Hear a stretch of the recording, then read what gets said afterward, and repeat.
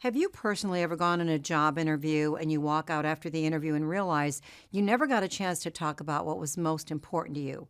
And so you sort of write it off and go, I'm not going to get that job. Well, when you first interact with a candidate, understand something.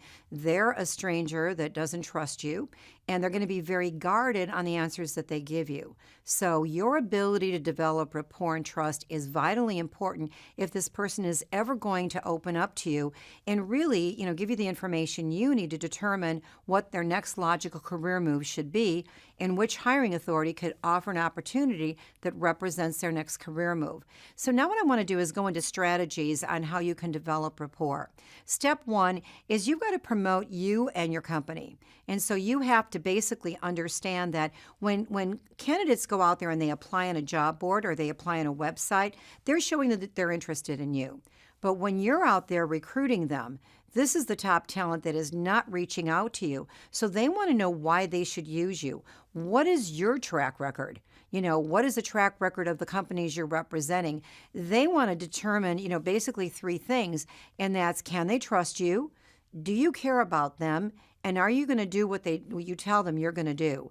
If you're an in-house recruiter, what you have to do is explain the benefits of your specific company. What are those unwritten perks that happen inside the company? What about the great company culture that you work for? For third-party recruiters, what you want to do is share testimonials. And you should have testimonials on everything you send them. Under your email signature line, there should be thank you letters and testimonials posted all over your office if you're bringing candidates in an office. But you also want to communicate your personal brand. Step two is your application process. It's so funny how most candidates today don't want to send an application in. They don't want to fill out paperwork. They don't want to take the time, especially the candidates that are in high demand. They feel there has to be an easier way. Now, you can either explain to them why it benefits them, and what I often say is, what? Your resume shows me who you were, who you are, not who you want to be. And I not only want to know who you want to be in your next job, where do you want to be in 5 years? I would love to be a lifetime talent agent for you. So tell me where you want to go, and I'm going to help you get there. But if you're working in a niche that's high demand and people refuse to fill out your paperwork, you might consider just accepting their LinkedIn profile as that initial paperwork and then have a conversation, have an interview where you kind of fill in the blanks for yourself. Step number 3 is you've got to encourage people to ask questions and then listen. When you're asking questions, you're in control of the interview when you're asking questions. But when you encourage them to ask questions, what you're doing is you're revealing their priorities. Because if I'm going to ask a question, what I'm going to ask you is something that's important to me. It's an answer that I want as I'm determining if I'm going to use you or not. And your job is to listen, not to judge what I'm saying, but to figure out, okay, how can you position yourself where I'm going to trust you enough to help me make my next career move? And say things like, I take my direction from you. I'm not going to waste your time. Your priorities become my priorities. You tell me what you're looking for. That's the only time you're going to hear from me. Step 4 is to pre-close. You've got to clarify definitions of words. If they use words like advancement or challenge or communication, if you don't clarify the definition of their words, guess whose definition you put on the word? Your definition of the word. And your definition could be totally different than what this candidate means.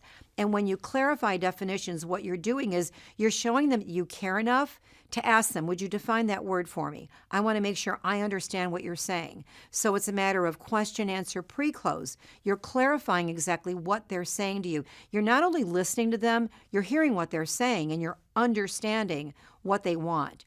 Step number 5 is you've got to track your interview activity. You've got to know where people are interviewing, even if they're the most passive candidate. They've been at their current job for 5 years. The minute you start telling them about their marketability and how hot the job market is, believe me, they're going to reach out to their network. They're going to reach out to their professional network, their personal network, and they're going to start doing a job search on their own, especially if you only present one job to them.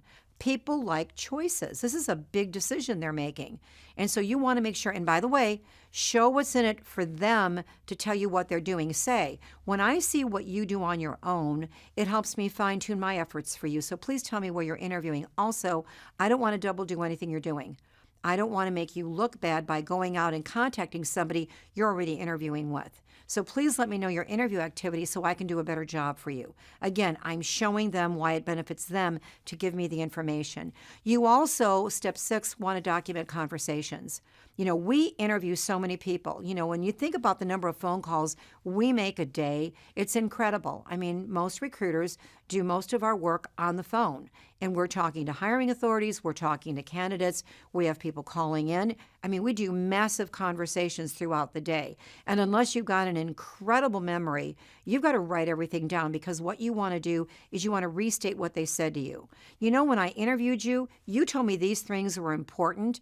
That job is sitting on my desk. You're the first person I called. I was so excited to just pick up the phone so I could run this opportunity by you. Isn't that a much better call than to call and say, you know what, a job came in, I'm not sure if it's something you want to think about, but I want to run it past you. If you start out that way, I've already, withdrawn from the job, because if you don't know that I should be excited, why am I going to get excited? And then every other subsequent conversation you have with this person, start out with, has anything changed since the last time we talked? And enter those changes in your CRM or your ATS system, because things change. We have human beings on both sides of our sale. And again, I don't want to see you ever get blindsided because something has changed and they didn't tell you because you didn't ask. When you're interviewing people, don't multitask. Don't text, don't send emails. Think of how you would feel right now. You're being trained by me. And how would you feel right now if I was talking, but my eyes were down because I had my telephone and I'm texting, and I'm not just training you, I'm texting. It shows you that you're not important enough to get my undivided attention, which of course you are, by the way. So you don't want to ever multitask when you're interviewing. They need your undivided attention so you don't miss anything.